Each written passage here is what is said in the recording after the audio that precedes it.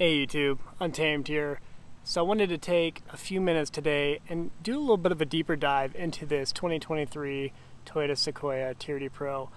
This here is perhaps the leading contender of the Untamed family's next vehicle. So I've been truly considering this for a number of reasons, but the biggest reason being, of course, that it can seat and actually comfortably seat my entire family, my growing family. So we have 3 kiddos with the 4th one on the way, and our Toyota 4Runner. Things are getting a little snug in there. So we're eyeballing this. I love it. There's a lot I love about it, but there's a few things that I don't necessarily like that much. So I'm gonna talk through the good and bad throughout this video and really just kind of offer it up to you guys. I mean, what are your true thoughts of it? Is it something that you would consider getting, and why? So right off the bat, I really do appreciate the conscious effort made up front to kind of split that giant grille. I mean, whereas with the Tundra, you have a large Fu Manchu kind of a thing, right, going on, where the black of the TRD Heritage grille up there goes straight down to the bottom. Whereas I like the line, the white line, kind of breaking that up a little bit. I think it's just a little bit more appealing to the eye. In my personal opinion, I might be alone on that. The headlights, I've always been a fan of these. I do think that they are sleek and unique enough to the TRD Pro, the new Sequoia and Tundra. Always a fan of the Heritage grille. I think this is beautiful up front with the TRD light bar, of course.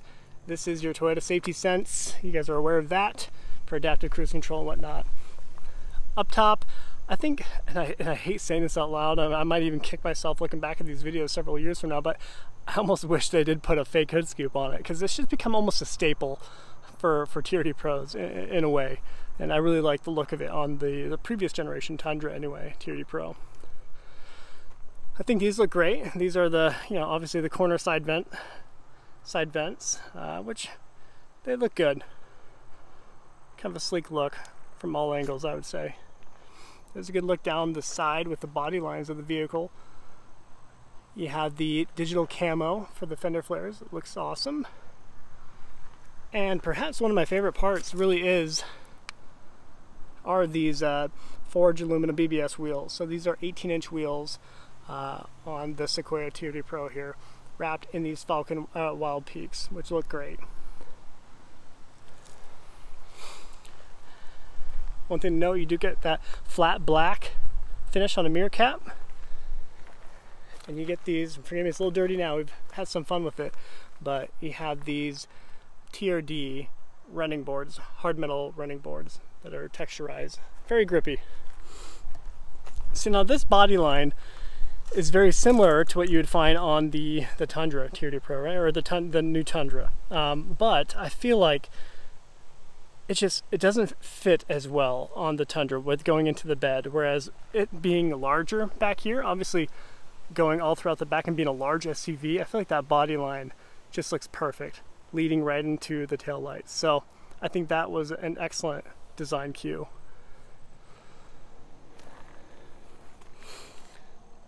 Speaking of taillights, I'll show you what those look like. I think the back end of this vehicle is quite nice. I think they struck a nice balance of, futuristic while still putting some modern appeal to it, without overdoing it, right? I mean, you get the vehicles that just clearly are overdoing the whole design cues and just over accentuating things, and I think they did a nice job balancing everything in here. So obviously black written out, Sequoia script there.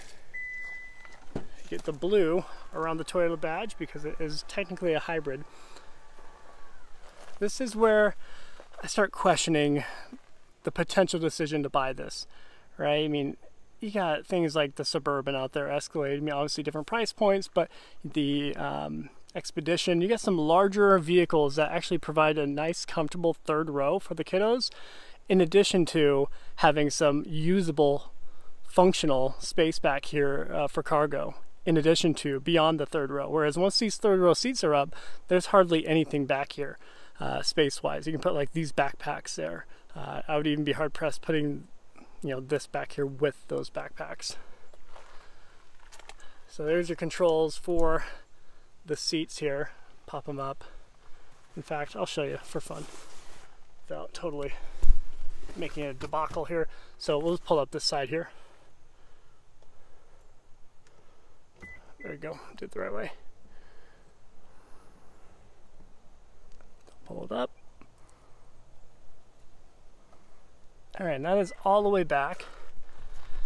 And keep in mind, you know, the rear hatch is shutting to here about, right? So, I mean, things are going to be crammed in there behind the seat. So, I don't know. Will it work for a family of 6 with 4 kiddos? Yes, it will absolutely work. But once you start putting a full-size adult back here, it becomes a little too crunched, I would think. I sat back, I'm 5'9", and you know, I'm touching my head on the ceiling about. So, not the most comfortable, but it will do the job. Better than the 4Runner for sure. So we'll pop this. All right.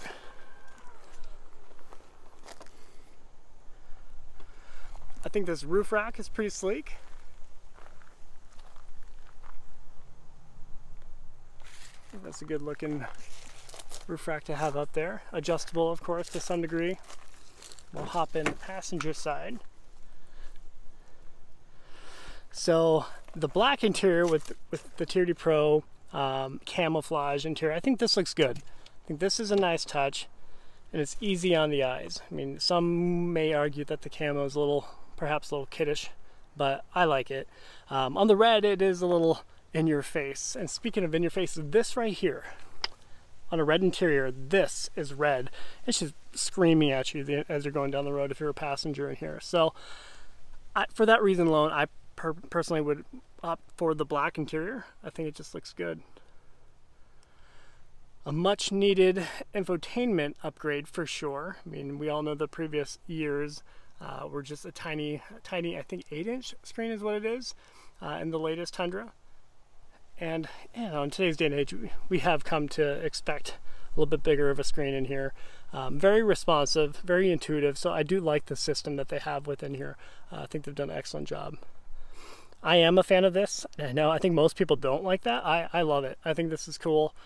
You know, it's just a heritage script for Toyota and just paying homage to Toyotas of the past. And I think that's cool. And I like it being big, bold, and right there in your face. So I think this is cool.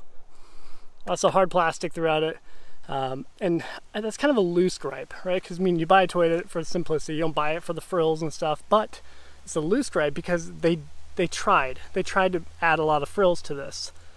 So there's no, like, I don't know if they hit that happy medium where they hiked the price up tremendously and they stacked a bunch of tech in here, but didn't fully commit to upgrading the materials to where I think they should have for where they priced it up to. And that's my personal stance on that. Might get some pushback there, but that's kind of where I'm at. Here's some TRD Pro floor mats all throughout, all weather mats. They're great. Great cargo space. You guys have seen this. Won't dissect this too much. Get a little tiny cargo space up here for pens and whatnot. Over on that side. And then a large container. Put a gallon of Tampico in there. And some extra cup holders front and rear, which are great. You can never have too many of those if you're about that dad life or mom life, you know. When it comes to the full digital screen, I'll go show you that here in a second. I'm back and forth on it, guys. I think I prefer analog, but I think I can self-confess that I am old school, or becoming old school, I should say. I'll show you the back seat and then we'll pop up to the front seat, okay? So more of that camo interior. I do like that you have 2 captain's chairs back here. I'll give you a better look. 2 captain's chairs back here with the center walkthrough. That's perfect for kiddos. You know, if you have more than 3 kids, that's perfect. Put 2 here, and when the third can go back there, a walk through. Hopefully, the oldest will walk through and sit in the back. So I like that. They could have done a black headliner. That would have been nice to see.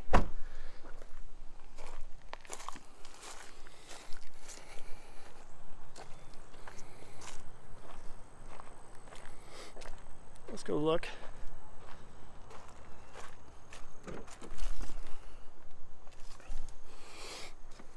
In the front seat here. So it is a nice spot to be. You know, the steering wheel is plenty nice to the touch. You get the little red racing strip here, which you would find on the Ford Raptor. There's your steering wheel controls. Starting to get a little busy, but still rather intuitive, easy to use. We'll fire it up. Let's get this red button over here. Foot on the brake. And then it started. So that is one of my gripes too. I mean, like, why does it, I know it's a hybrid thing, I get it, but why does it gotta take 3 seconds, 3 to 4 seconds legitimately to fire on? You hit start, I'm used to maybe a second later, it'll kind of roar to life. Whereas this in the hybrid, you know, this is that 3.5 liter V6, twin turbo V6 with the hybrid battery attached underneath the seats back there, underneath. You know, it cranks out amazing numbers, but just that feel, the overall raw visceral feel is what I often find myself, you know, wanting and lusting for when I'm in these things. Is it going to prevent me from getting it? No, I think this is something that we are strongly considering at this point. But the only thing that would prevent me from getting it truly wouldn't be the sound, it wouldn't be the hybrid, you know, the battery pack jam back there, it wouldn't be any of those little minor gripes, it would just be the space.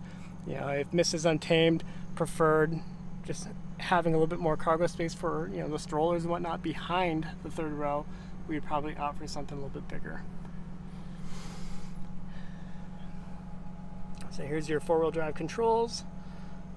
We are in 4-low because we've been out here putzing through some trails.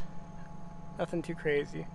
The wireless charging tray right here, stuff you guys have seen before, so forgive me, I don't want to totally dissect it here.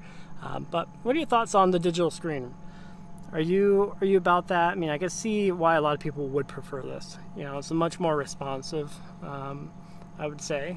Then again, I mean, analog, I feel like the chances of something breaking is going to be higher in here, but then again, swapping it out may not be that big of a chore, you know, come years down the road. It might just be easy little, you know, little swap out here. We do have the Pano Sunroof, which I think is a big plus at this point. I like seeing that.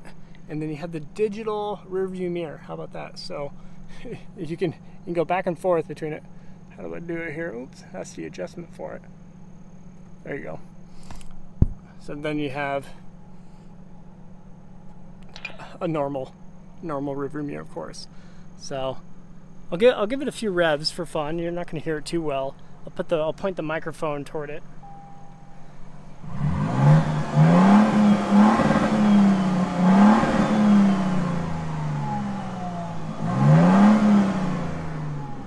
So nothing to write home to mom about, but it's not bad. You know, the TRD catback exhaust back here does do a decent job at making the most of this 3.5 liter V6, twin turbo V6.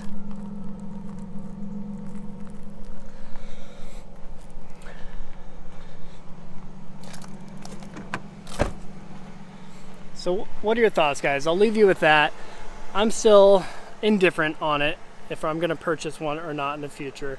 Yeah, I do like solar octane. Seeing it for the first time in person while at this Toyota event, I've really come to appreciate the look of it, and really is just such a unique color. So that is another piece of the equation. I would likely lean toward getting a solar octane one if I were to get it.